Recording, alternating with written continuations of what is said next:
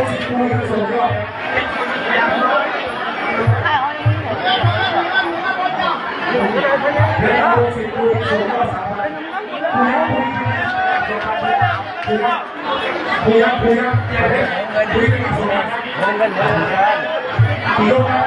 ีกว่า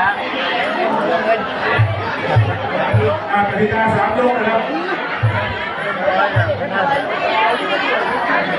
เป็นมวย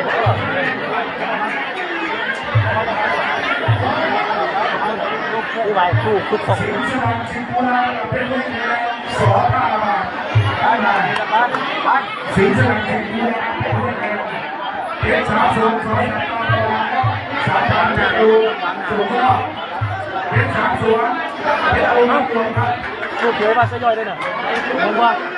นี่มักนั่งยุ่นเสามุกด้วยเนี่ยนะไม่หรอกเนี่ยเพชรสามสิงห์บุรีเป็นการเก็บตัวนะครับเสามุกหรอลูกเขาไปสุดท้ายผมชุบตามสกุลใจผมบอกชุบลูกเนี่ยมักโอ้ไม่มัดอ่ะดูจากโยกตามผมตามโต๊ะมาเมื่อไหร่เคยจอยป่ะเอามาจากประเทศย่อยอ่ะมันเคยจอยป่ะไหนไม่มาที่ไหนแล้วน้องอ้ายไปหา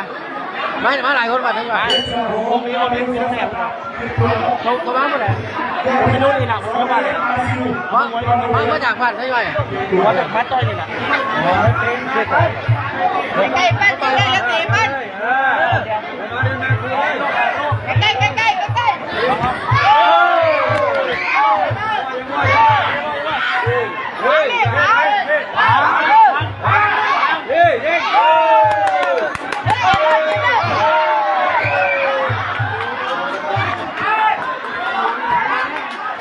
เดี๋ยวพันธบัตรอ่ะ